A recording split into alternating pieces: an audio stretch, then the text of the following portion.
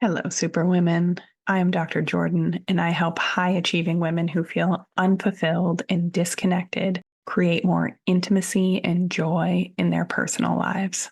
We've been taught that doing it all will lead to fulfillment, but it's draining your energy and killing your intimacy.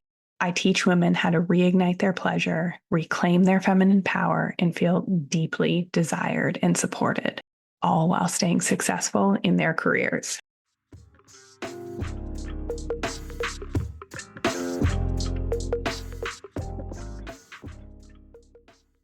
Okay, so things are different. Things feel different since the election, and I'm not here to comment on politics, regardless of which side of the fence you are on.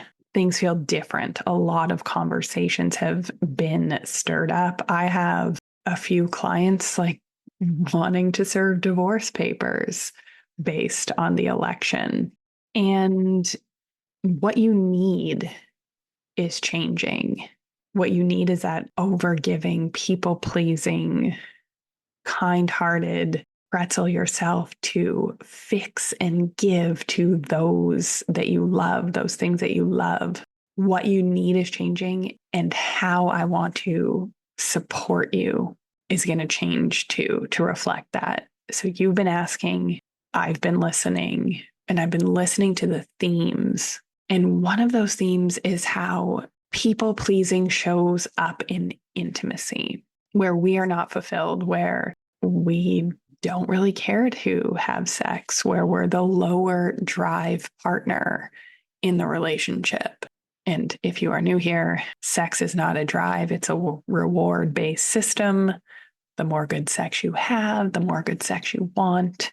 Or we're the higher desire partner, seeking that connection from a partner that's maybe not meeting us emotionally in other ways. And that's where we're seeking to connect.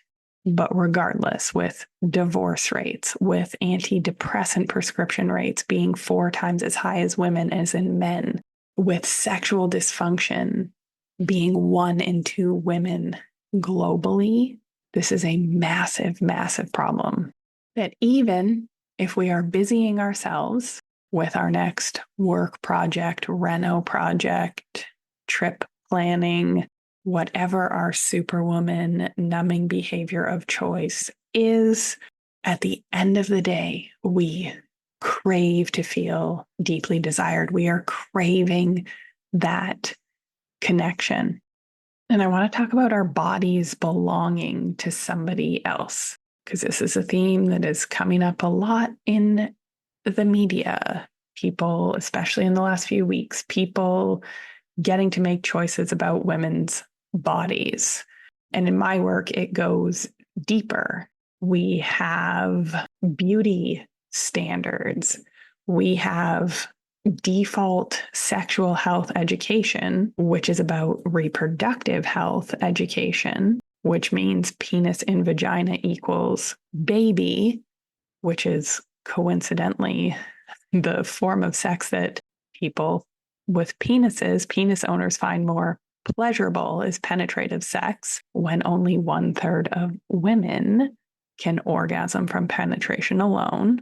We have the orgasm gap, which is something like in heterosexual couples, something like 80 or 90% of men orgasm every time, and only 30% of women do.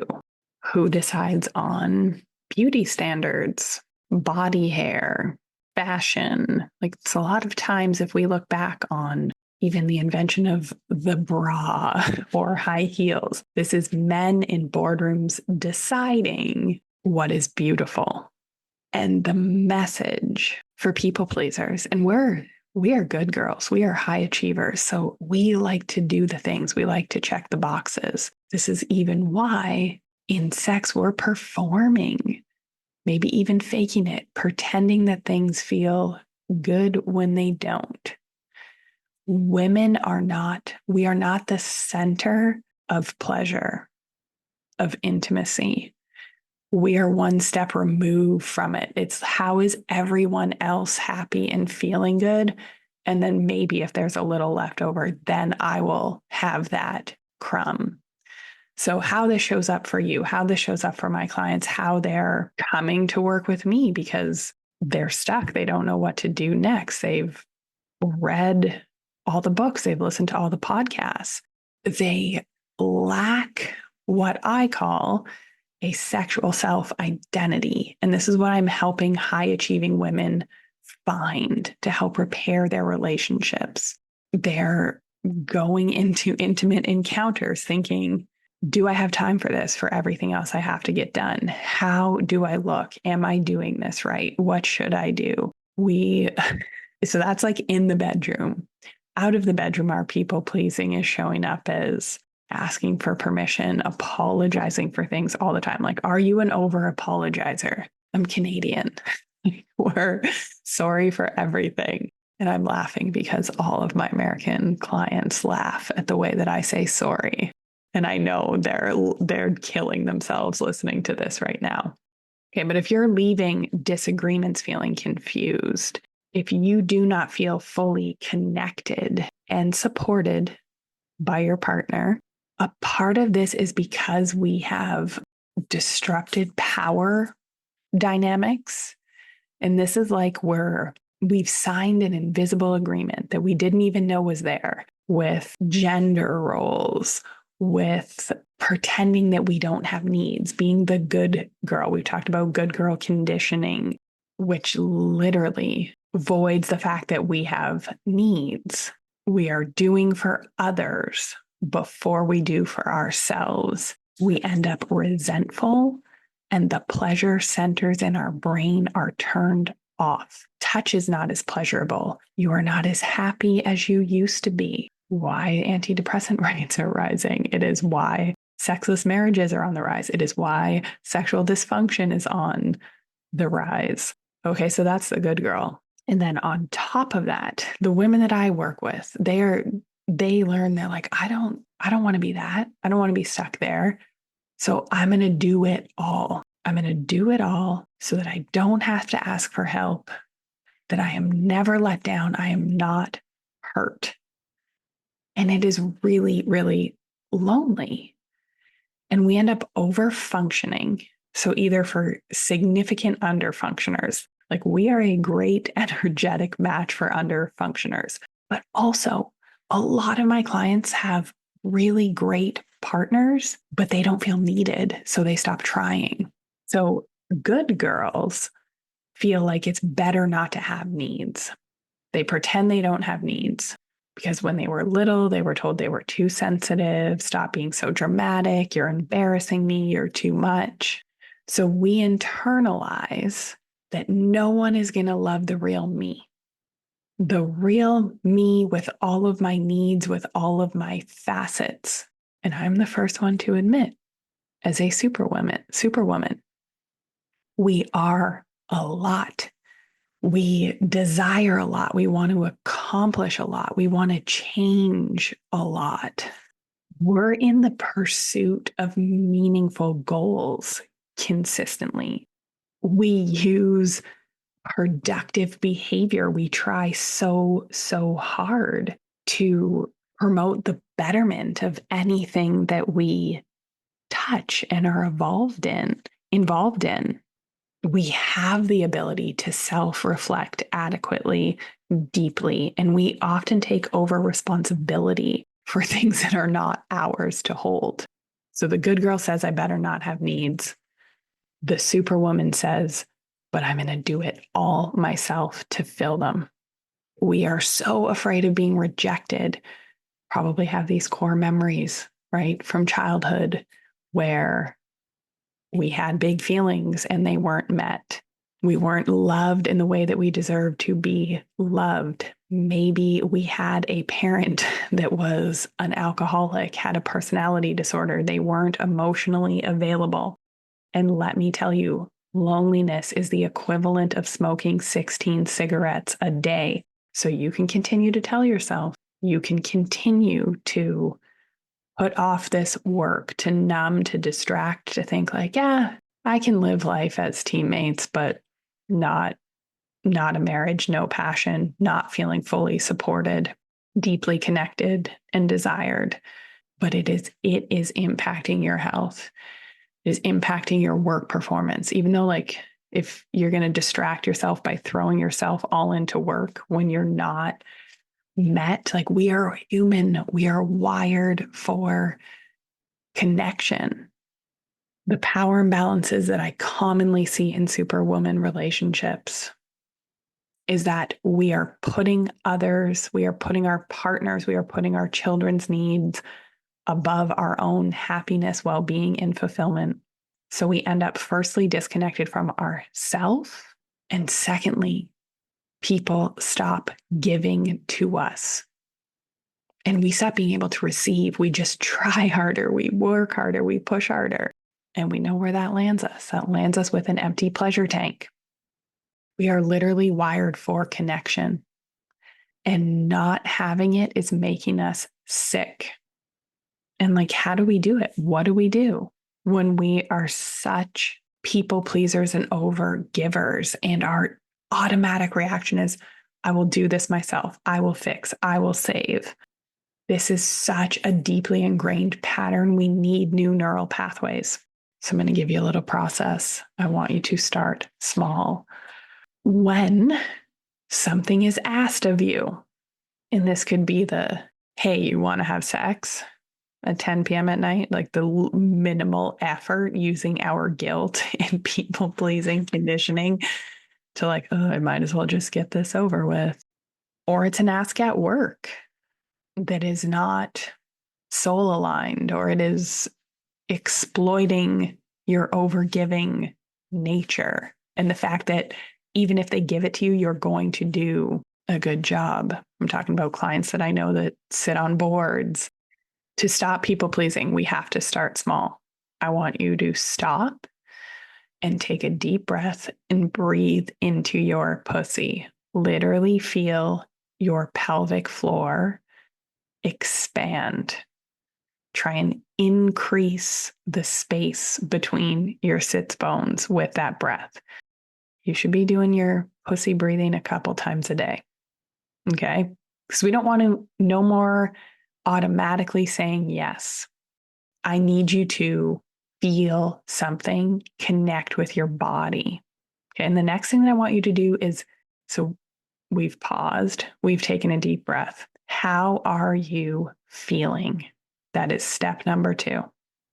Because we are cut off as superwomen from our feelings. We don't feel our feelings, we think our feelings.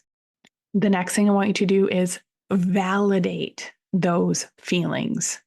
They are yours, they are true, just because you have them. So I'm going to give a small example. You order something at a restaurant and you ask for a modification because you need it to be gluten-free because you have Hashimoto's from the years of chronic stress.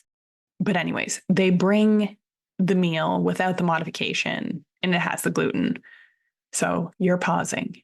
You are breathing into your pussy. You are thinking about how you feel. Enraged, annoyed, maybe inferior or disappointed that you weren't listened to. Okay, you're feeling the feelings, you're validating those feelings. And then I want you to weigh the pros and cons of both sides. So you could speak up and like, in the past, I would have eaten the meal and made myself feel sick and just dealt with the consequences, right? That is a people pleaser's way to do it because I didn't want the conflict or to feel uncomfortable by saying something. So we're weighing the pros and cons of the situation. And the truth is, as a people pleasing superwoman, we don't want to make people feel uncomfortable. So we could decide what to do in the moment. And often it's hard, but we can start to predict these areas, predict the things that are being asked of you and you are saying yes, and they are making you resentful. Because it is so hard to do in the moment when we are so conditioned to people please. Okay. And we are going into the holidays. There's going to be a lot more asked of us and we are going to get more resentful.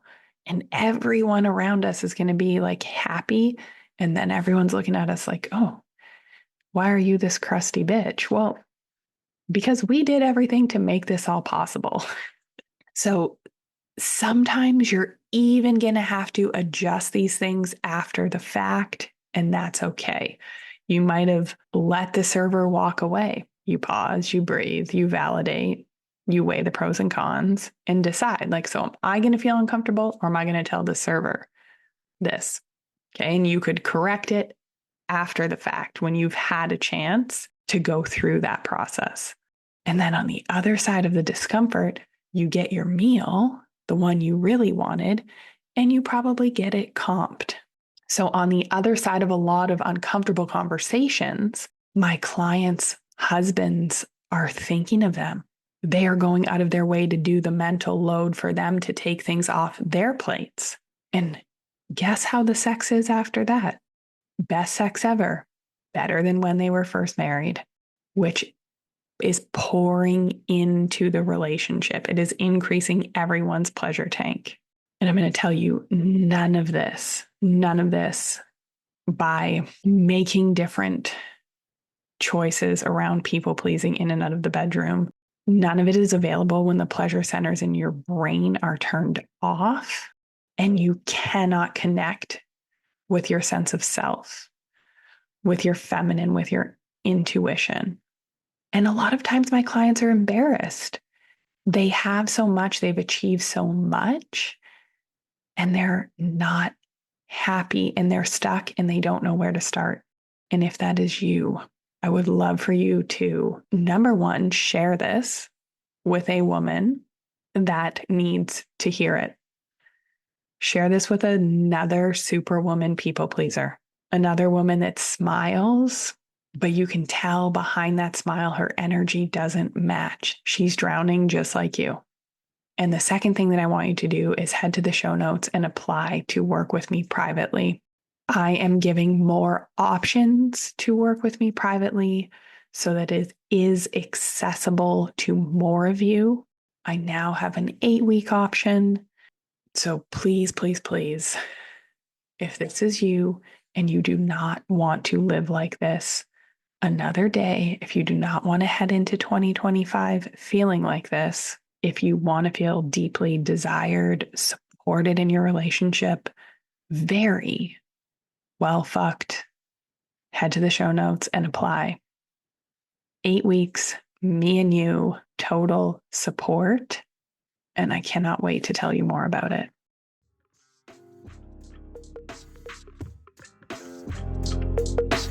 Have a great week, everybody.